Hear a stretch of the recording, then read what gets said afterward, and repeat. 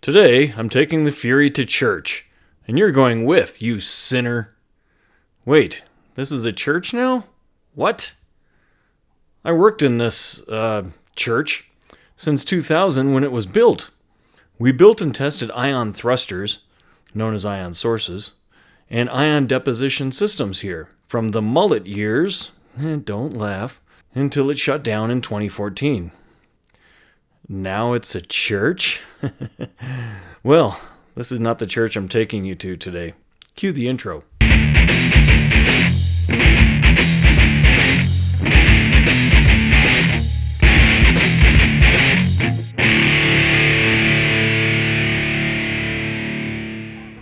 Hey guys, today on Riding with Marshall, we're going on a ride because Kevin, that Kevin right there, you've seen him in Sturgis with me. Yes.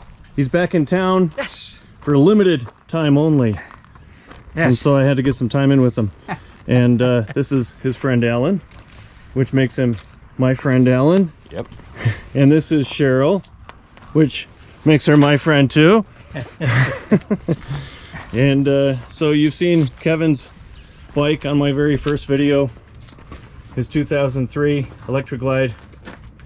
And over here we have a bike that he had a major hand in, well, minor hand in anyway. This is Alan's 2014.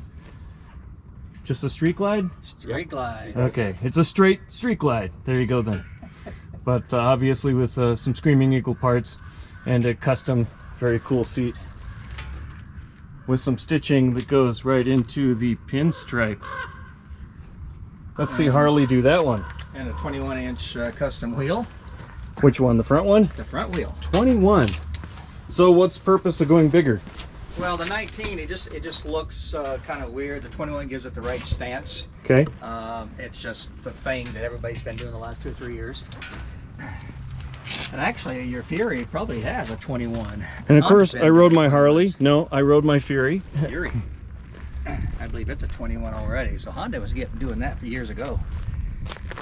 Well, there's a rumor that Jesse James had a hand in designing it. I don't know if that's true or not.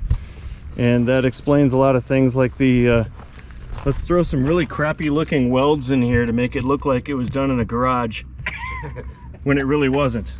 That's kind of the fun part. So today, we're riding up to Estes Park, having lunch at Smoky Dave's. Smokin' Dave's. Smokin' Dave's. Barbecue. Best pulled pork in the state. We're gonna probably hit Highway 7 for a little bit and see some sights. And then these guys might go up into the Rocky Mountain National Park, which I was just up in about 2 weeks ago. So I'll let them go and probably head back home. Knowing my wife, she'll get off early today and want to go do something anyway. So that's the plan. Let's see how it goes.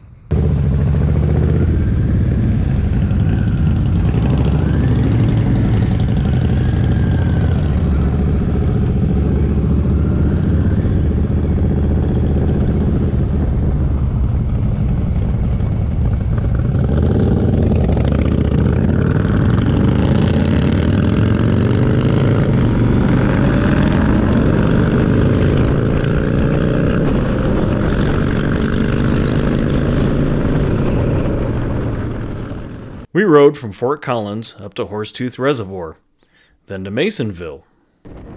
When Kevin planned this ride, he asked me to bring the Fury.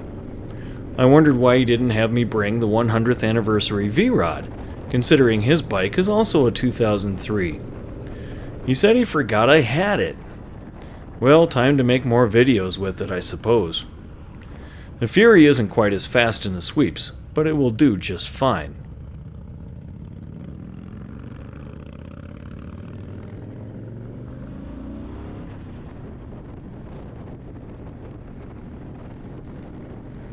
We then rode south to Green Ridge Glade Reservoir, where we stopped for a few photos.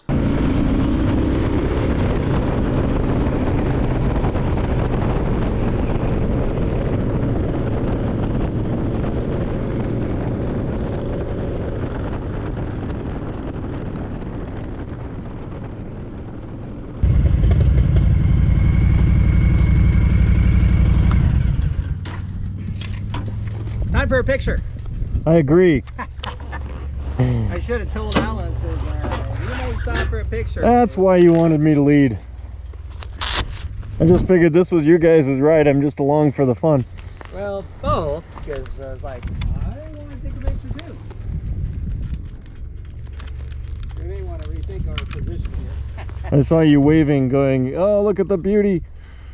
Well, I was going to pull back there, but everything was right into the sun. Like, okay, that's not going to work.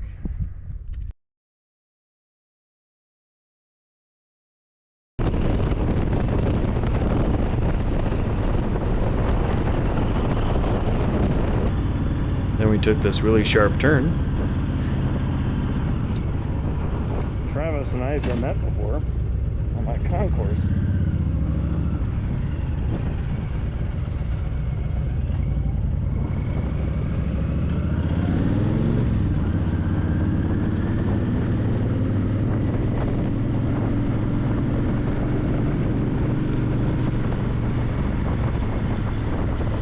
But instead of going up 34 to Estes Park, like I thought we were going to do, we rode to Carter Lake.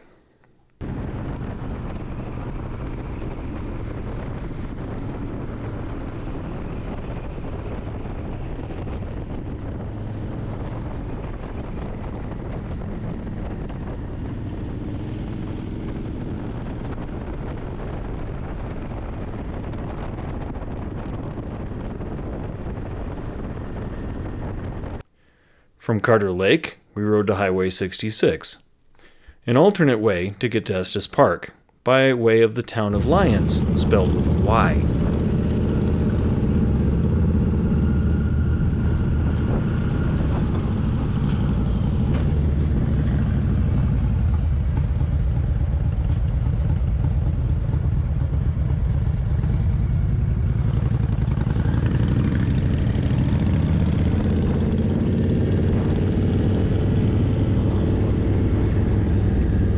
So we get through Lyons, and there's a road closed sign.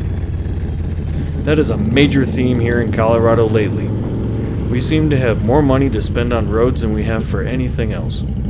Never underestimate the Colorado Department of Transportation's ability to stop you from getting where you're trying to go. Well, we might as well stop and get a few pictures.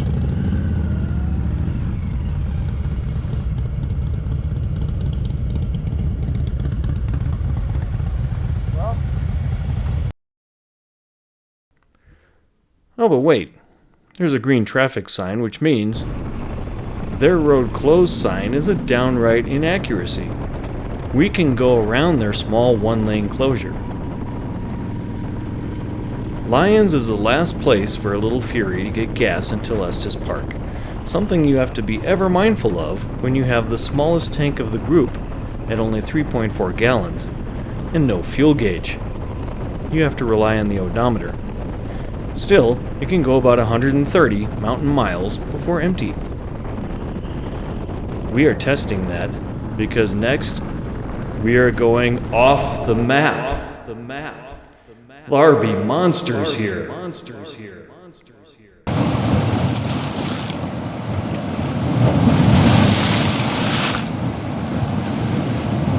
We're back on the map now, and St. Vrain Drive wiggles up a scenic mountain canyon.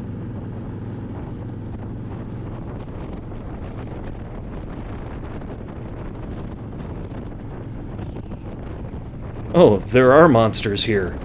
What is that, an oil slick? Is CDOT trying to kill us when we come down?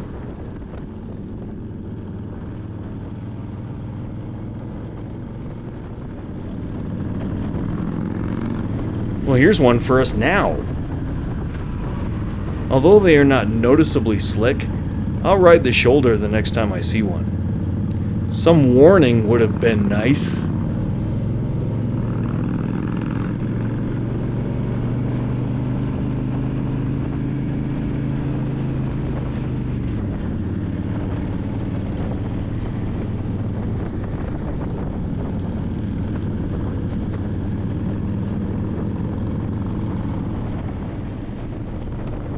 Now, just for fun, Alan leads us through the little town of Raymond, and I've never been here. Of course, the fall color really makes it worth the ride.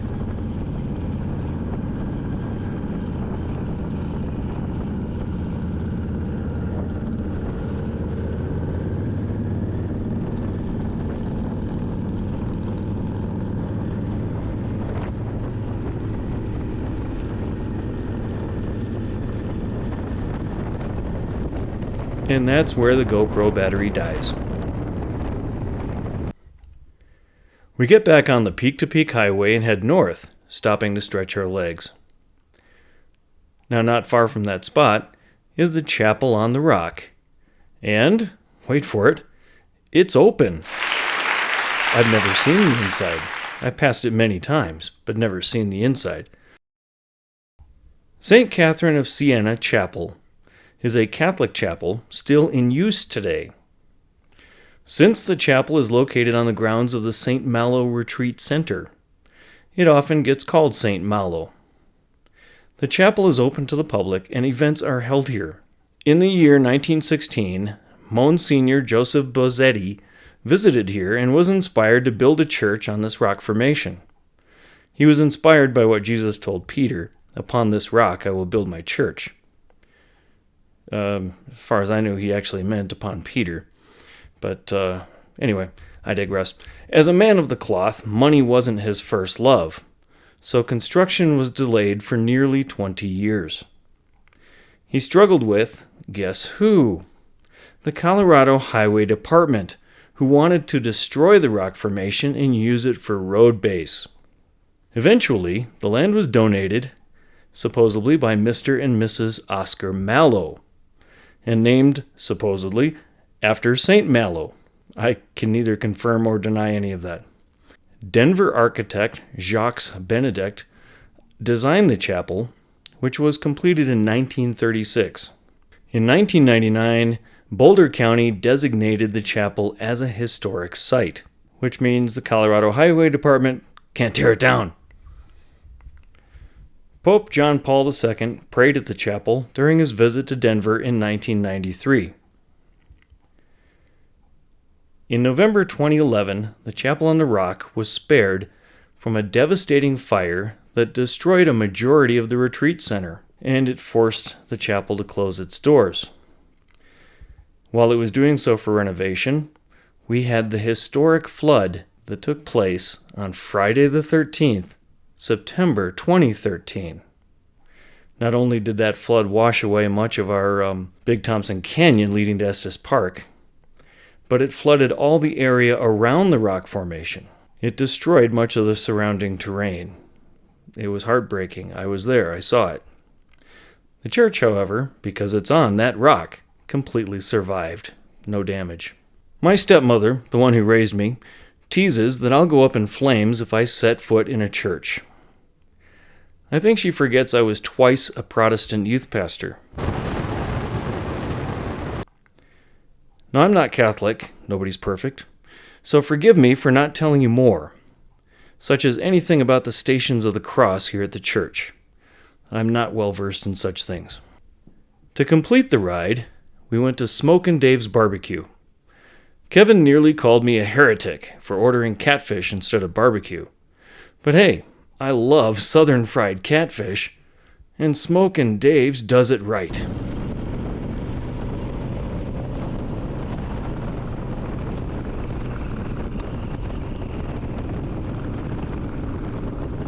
Well, I hope you got something out of our little jaunt today. Keep your chin up in those curves. And a little prayer wouldn't hurt either.